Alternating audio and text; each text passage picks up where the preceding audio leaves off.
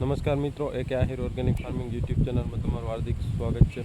અને આજનો આપણો જે વિષય છે કે જે કિસાન આંદોલન કે જે કિસાન કોંગ્રેસ સમિતિ દ્વારા આયોજિત જે યાત્રા છે, પદયાત્રા, એમાં ખાસ કરી અને જે વ્રજવાણીથી કરી અને દ્વારકા પદયાત્રા જાય છે, તો અમારા ગામની નજીકમાંથી નીકળી હતી. એટલે આજની જે અપડેટ છે કે જે 10 જુલાઈ 2026ના રોજ આ યાત્રા ક્યાં પહોંચી છે અને હજી કેટલા દિવસ લાગશે, એ માટે આખો વિડીયો જુઓ કે જેથી કરી અને દ્વારકા જે યાત્રા પહોંચે તો ખૂબ જ વધારે પ્રમાણમાં ખેડૂત મિત્રો જોડાય.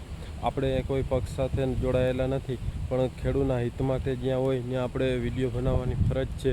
એટલે એ હેતુથી આપણે જેમ બને એમ ખેડૂત વધારે જોડાય દ્વારકા યાત્રા પહોંચે એટલે. તો આખો વિડીયો જોઉં કે હાલની અપડેટ શું છે. તો મિત્રો, આ તમે જોઈ શકો છો કે જામનગર જિલ્લાના લાલપુર તાલુકાના ચારણતુંગી ગામેથી સવારે કે જે આજે 10/7/2026ના રોજ જે યાત્રા છે એનો શુભારંભ થયો છે સવારે. અને ત્યારબાદ મહાદેવિયા ગામ અને મહાદેવિયા પછી જે આહિરસિંહણ ગામ આવે છે, તે મહાદેવિયા અને આહિરસિંહણ વચ્ચે આપણે મુલાકાત કરી હતી. અને મિત્રો, આ જોઈ શકો છો કે બોડી સંખ્યામાં લોકો હતા, વાહન પણ હતા, વાહન લઈને પણ ઘણા હતા, 4 વ્હીલો 2 વ્હીલો લઈ, અને પેન્ડલ યાત્રામાં પણ હતા.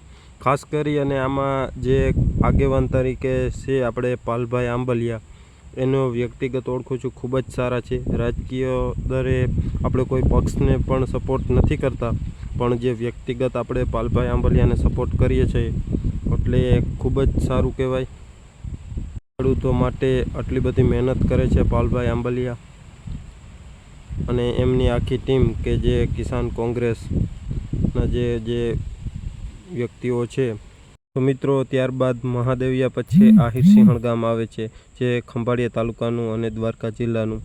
તો જે આપણે દ્વારકાધીશના મંદિર ઉપર જે ધજા ચડાવવાની છે કે આ ધજા છે મિત્રો, એ જે કચ્છનું જે વ્રજવાણી ગામ છે ત્યાંથી કરી અને દ્વારકા લગી પેન્ડલ યાત્રા કે જે ચાલીને જાય છે એમાં લઈ આવેલ છે. અને જે આહિરસિંહણ ગામમાં એમનું ખૂબ જ ભવ્ય સ્વાગત કર્યું.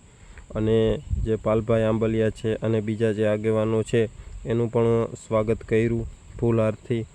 તો તમે એ પણ લાઈવ દ્રશ્ય જોઈ શકો છો. તો મિત્રો, આ બપોરે આહિરસિંહણ ગામે હતા અને ત્યારબાદ જામ ખંભાળિયાએ બપોરનું ભોજન થયું. અને ત્યાર પછી જે સાંજનું ભોજન છે એ દેવભૂમિ દ્વારકા જિલ્લાના ખંભાળિયા તાલુકાના વિંજલપર ગામે છે. તો હજી પણ જે કોઈ ખેડૂત મિત્રો છે એ 14 તારીખ લગીમાં જેમ બને એમ દ્વારકા જાઓ અને ખૂબ જ સપોર્ટ કરો આ યાત્રાને. ઘણા બધા ખેડૂત મિત્રો આવે છે, એમનો ખૂબ ખૂબ આભાર. અને હજી પણ વધારે ખેડૂત મિત્રો જોડાઓ, જેથી કરી અને જે વીજળાઈનો છે અદાણી અંબાણી આ બધાને ખબર પડે કે ખેડૂતની એકતા શું છે.